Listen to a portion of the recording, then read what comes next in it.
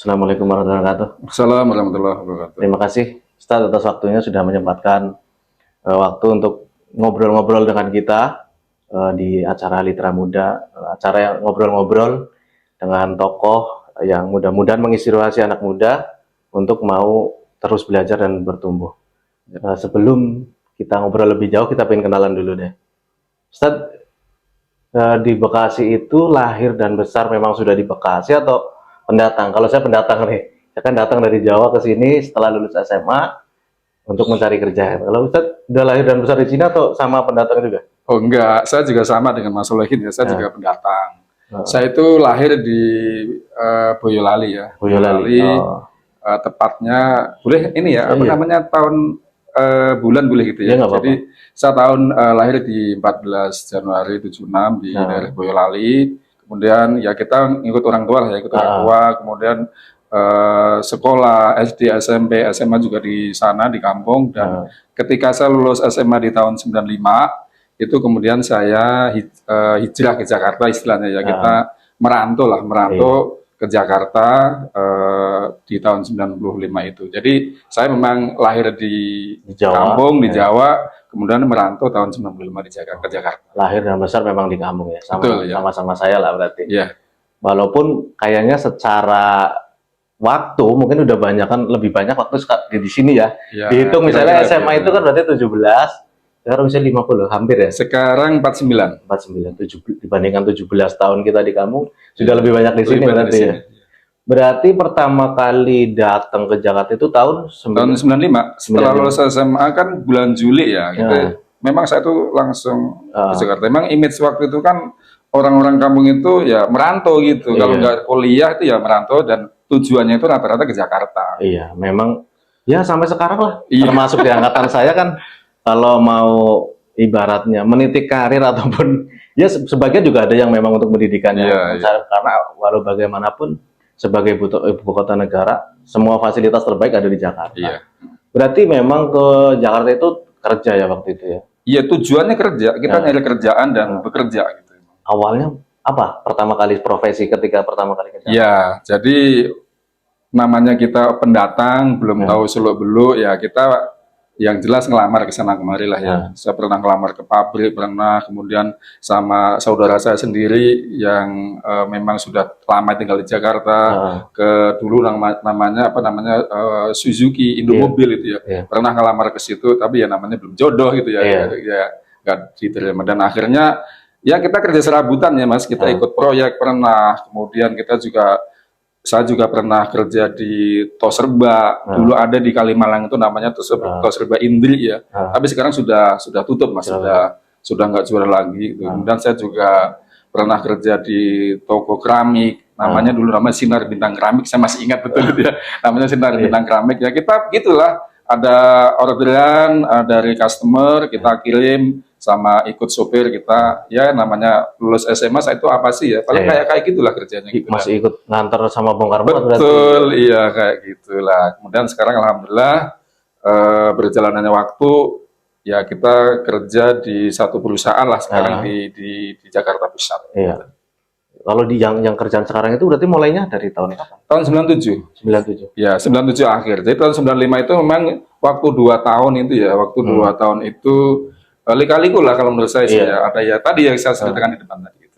Gitu. Berarti memang perjalanan ya, tapi nggak terlalu jauh sebenarnya dari 95 ke 97 switching. Tapi 97 akhir ya. 97. Oh iya, saya dulu pernah juga kerja di pabrik shop. Di shop itu di departemen kulkas.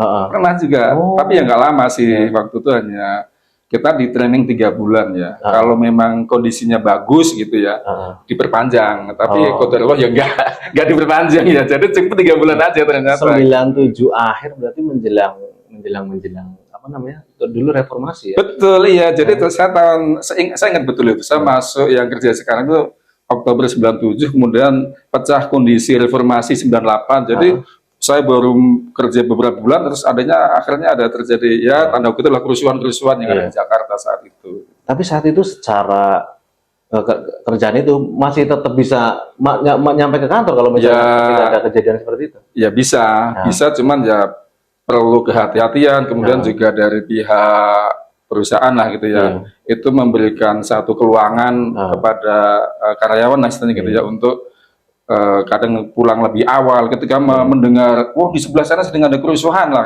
kayak gitu ya, kita dipulangkan gitu untuk mengamankan aset perusahaan ya. Kan SDM itu kan bagian daripada aset perusahaan juga. Gitu. Walaupun sebenarnya secara ini mungkin perusahaan tidak menjadi target dari kerusuhan itu ya? Enggak. Iya kan? Oh berarti ya secara ini lumayan menantang ya. Di tahun-tahun segitu mengalami apa namanya jatuh bangunnya Jakarta. Betul ya. Berarti ini kalau sekarang kan juga sebagai ini ya bendaharanya Yayasan Al-Fatah. Kalau di Yayasan Al-Fatah sendiri mulai terlibat kapan? Saya terlibat itu mungkin sekitar 4 tahun yang lalu ya. Itu berarti sekarang itu kan 2025, mungkin sekitar tahun 2021 lah. Sebelum itu? Sebelum itu ya kita aktif di masjid lah, ya, kemudian masjid.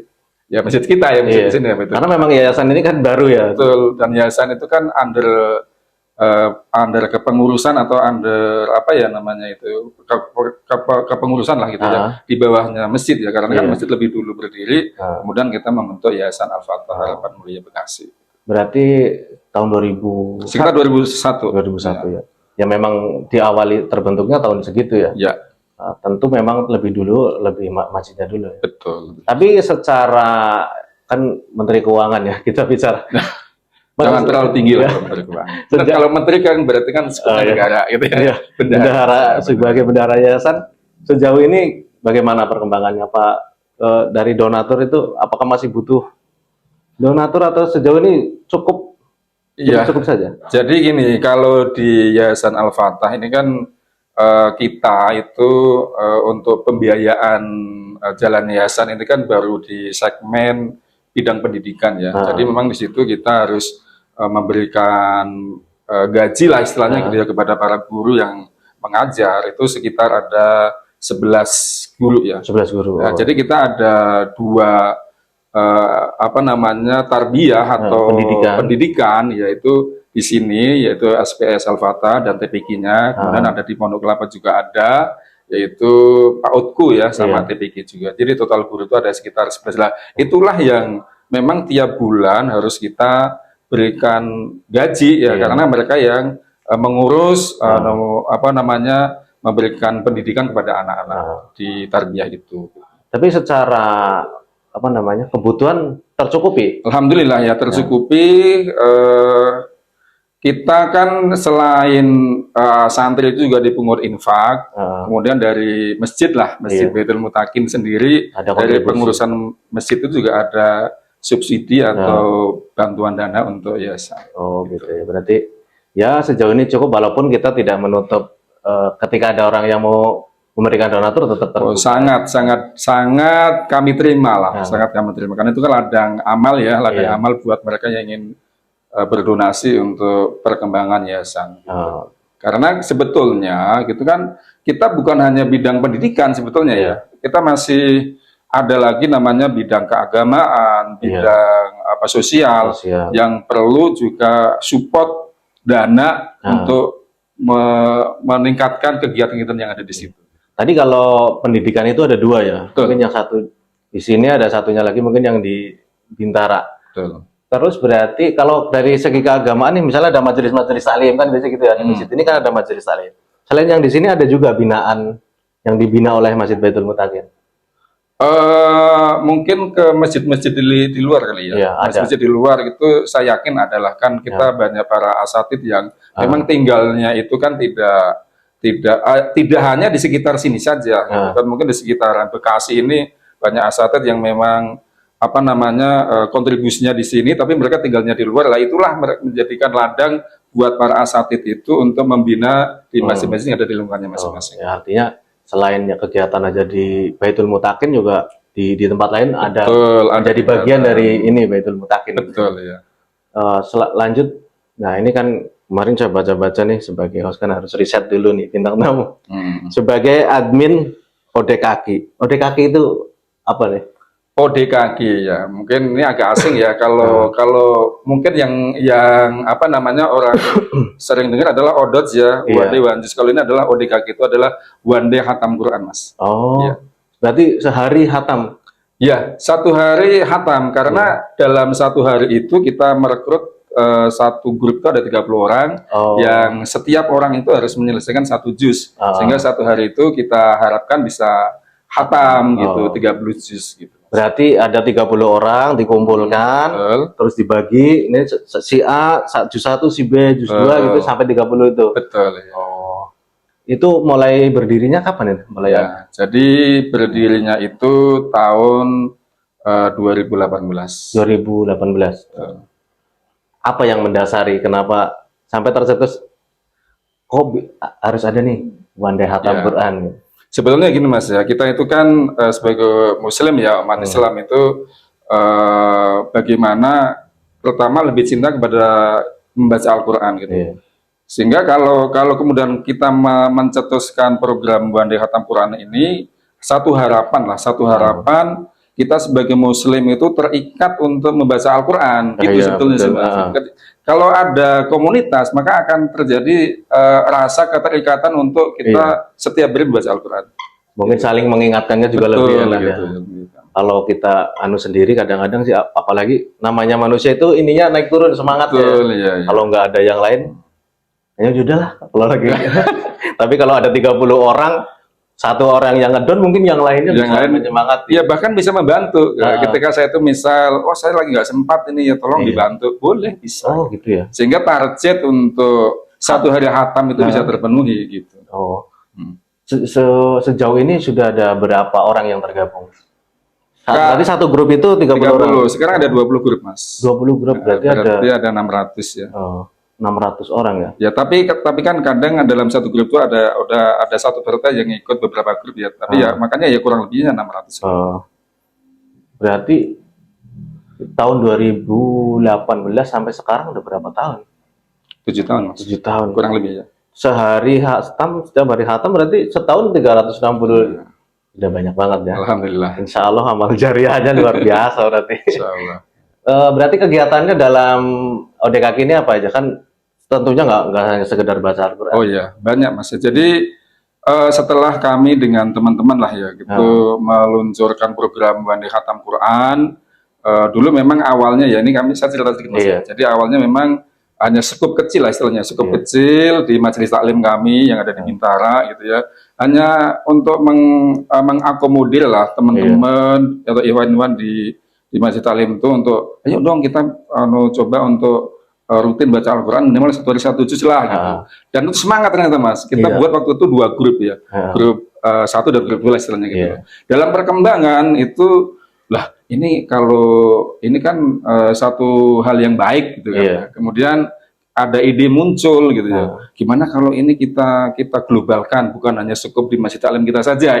Idenya waktu itu seperti itu lah. Akhirnya semua pada sepakat gitu ya. Kemudian akhirnya ya sudah dah. Kalau kita globalkan lah, gitu kan. Makanya waktu itu kita cetuskan ODKK ini bisa menyebar ke seluruh Indonesia kalau saya bilang.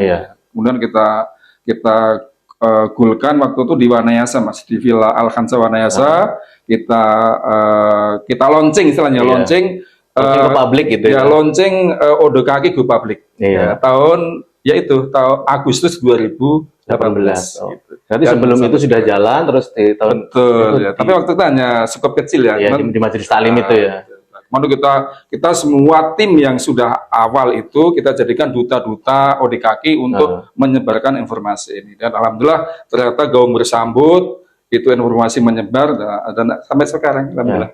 Jadi saat ini yang terjauh mungkin kan skupnya tadi meluas ke seluruh Indonesia. Paling jauh di mana? Paling jauh ya ada di Ambon Mas. Ambon. Ya, di Ambon itu ada 2 peserta. Untuk Indonesia ya. Iya, cakupannya luar biasa jauh berarti ya. Nah, tadi itu kalau yang jauh-jauh kan ya memang kegiatan intinya kan baca Quran dan digrupkan di WhatsApp berarti ya. Tapi kalau yang kopi daratnya ada agenda kopi darat? Oh iya ada. Jadi tiap tahun ya menjelang Ramadan biasanya kita kopi darat dengan peserta yang lainnya. Jadi kita kumpulkan di satu tempat. Bahkan di masjid kita ini ya, ini juga sering ya kita adakan, kita juga pernah adakan di luar untuk kopi darat dengan peserta-peserta yang lain gitu, Mas. Karena ya tentu selain Memang silaturahmi di apa namanya di sosial media bagus, tapi di daratnya juga harus dilakukan. Oh gitu iya, ya. betul. Apa namanya selain itu mungkin dalam rangka pembinaan itu ya, memberikan apa namanya, kan baca Quran ini selalu ilmunya Berkembang gitu. iya tentunya ya, bukan berkembang, kitanya yang mungkin baru sekarang nerimanya segini, apalagi kalau kita undang misalnya ahli gitu ya, pasti akan selalu ada ilmunya gitu ya. Iya, iya. Berarti kenapa menjelang Ramadan, apakah Ramadan itu tetap jalan atau diliburkan? Oh iya, jadi sebelum saya jawab yang ini Mas, tadi kan selain baca Al-Quran apa sih kegiatannya gitu, itu Iya. belum terjawab. Jadi saya jelaskan dulu bahwa selain kita program untuk membaca Al-Quran, ya kita waktu itu kami launchingkan juga program yaitu sahabat ODKG berbagi. Oh iya, Gitu iya. ya. Jadi sahabat ODKG berbagi ini banyak Mas. Kita bisa berbagi apa namanya sembako. Heeh. Kemudian kita juga bisa berbagi apa namanya Mushaf. mushaf Al-Quran gitu. Dan ini yang sampai sekarang masih berlanjut ya. Heeh. Untuk mushaf Al-Quran ini ketika ada mungkin dari anggota ODKG itu sendiri minta, tolong dong di masjid kami minta Al-Quran ya. Iya. Kami berusaha untuk Memenuhi. mencari donasi dari para peserta itu sendiri gitu Iya. Mas gitu. Untuk berdonasi atau berwakaf Al-Quran gitu. Karena tentunya mungkin apa namanya latar belakang ininya masing-masing itu berbeda-beda, bermacam-macam ya, dari Iya. 600 orang itu ya. Makanya ya sebenarnya bisa saling berbagi ya. Betul. Sejak yang terbaru berarti berbagi kemana? Ada. Ya kemarin terakhir ke Pondok Pesantren Sufah yang ada di Pekalongan Mas. Oh, di Pekalongan. Itu kemarin memang sana orang itu pengurusnya lah ya, Iya. pengurusnya itu WA ke saya minta Al-Quran. Alhamdulillah kita kirim kemarin Mas. Secara data kan pasti di data ya. Mm-mm. Berapa tempat yang sudah? 10 lebih? Persisnya saya nggak hafal sih, tapi Iya. kalau 10 mungkin sudah ada. Lebih. Iya. Dan sekali ngirim biasanya berapa mushaf? Berapa piece? Kalau waktu awal-awal kan masih ya biasalah, Iya. program awalnya semangat. Ah. Pernah kami mengirim sekali kirim ada 50 piece. 50 piece. Oh, banyak ya. Ya. Pernah kami ngirim ke Cikampek, pernah ke Majalengka, pernah ke NTB pernah Mas. Oh, ke NTB? NTB pernah. Ada yang minta dulu. Ya memang jauh jangkauannya Betul. berarti ya. Ke Banjarnegara pernah, ke Pekalongan pernah. Kemudian juga di daerah Bekasi juga pernah. Oh. Berarti kalau kegiatan terdekat nih yang darat apa? Ada sudah ada rencana? Ya rencananya nanti bulan Saban ya. Memang Saban, kita agendakan setahun sekali aja. Menjelang datangnya bulan suci Ramadan kita kopi darat. Kemudian juga ada tausiah pemantapan lah istilahnya menghadapi datangnya bulan suci Ramadan. Oh. Baik. Tadi sudah ini belum ya saya nanya ya. Kenapa tujuannya apa sih ODKG ini? Oh iya. Jadi memang kita ada misi Mas ya. Jadi kita misi kenapa sih kita mendirikan ODKG? Pertama memang bagaimana kita Muslim itu membiasakan diri untuk setiap hari membaca Al-Quran. Minimalnya 1 juz gitu Mas. Makanya grup kita itu kita namakan ya One Day Khatam Quran. Itu yang pertama. Yang kedua, misi kita yang kedua adalah tentunya menjalin ukhuwah ya. Karena itu kan peserta kan dari mana-mana nih. Dari mana-mana walaupun kita secara dunia maya gitu ya, secara online, tapi insya Allah itu juga bagian daripada silaturahmi yang kita bingkai dalam Al-Quran. Dalam komunitas membaca Al-Quran ini. Saat ini kan sudah mencapai tadi 20 grup ya? Ya. Ke depan masih kemungkinan ini lagi nggak membuka kesempatan kepada yang ingin bergabung? Bukan hanya ke depan Mas, setiap saat kami membuka Mas. Setiap saat ya? Setiap saat kami membuka. Maka silahkan ya mungkin dari yang mendengar acara di sore hari ini ya, silahkan buat yang mau mendaftar ikut program One Day Khatam Quran silahkan WA ke kami. Kalau mau dicatat silahkan nomornya ya, 0813. Nanti jadi ini bisa cantumin ya? 08040623. Oh ya, nanti silakan japri. Di deskripsinya nanti kita kasih deh adminnya. Ya. Berarti tadi nanganin 600 orang sendirian atau dibantu dengan? Enggak, kita dibantu Mas. Ada tim admin yang membantu juga. Oh, berarti kalau misalnya satu grup satu admin, 20 admin ya? Enggak, jadi Kalau saya pribadi aja megang 7 Mas. 7. 7. Ada teman saya lagi ada yang megang 2 atau 3 ada. Oh. Jadi saya nggak sendiri, dibantu. Oh. Baik, baik, baik. Terima kasih. Sayanya sudah cukup banyaknya, atau ada yang ingin dijelaskan lagi nggak terkait ada kaki ini? Ya tentunya itu ya, kami mengajak pada para pendengar Nah, media Baitul Mutakin ini ya, untuk yang mau bergabung kami persilahkan. Ayo kita sama-sama ikut dalam program ini sehingga kita setiap hari bisa rutin untuk membaca Al-Quran minimalnya 1 juz. Gitu Mas. baik. Kayaknya cukup ya. Ini soalnya udah agak ada agenda lain ya. kita nggak enak, tadi udah motong ini, kayaknya udah hampir setengah jam. Nggak tahu, udah kali ya. Ada kali ya. Ya, cukuplah. Terima kasih Ustaz Oke, atas terima waktunya. kasih Mas Salahin ya, kesempatan yang diberikan. Ya, mudah-mudahan setelah melihat video ini nanti ada tambah lagi yang bergabung sehingga semakin berkembang UDKK ini, dan masyarakat kita semakin dekat, semakin merasa punya ikatan dengan Al-Qur'an. Ya. Masyarakat punya motonya apa? Memasyarakatkan tilawah, mentilawahkan masyarakat dulu kayaknya Pak. Gini, kalau moto kita rajin tilawah, hidup semakin berkah, Mas, gitu. Rajin tilawah, hidup semakin berkah. Itu moto kita. Ya. Terima kasih. Litra Muda Subhan Bekasi. Assalamualaikum warahmatullahi wabarakatuh. Waalaikumsalam.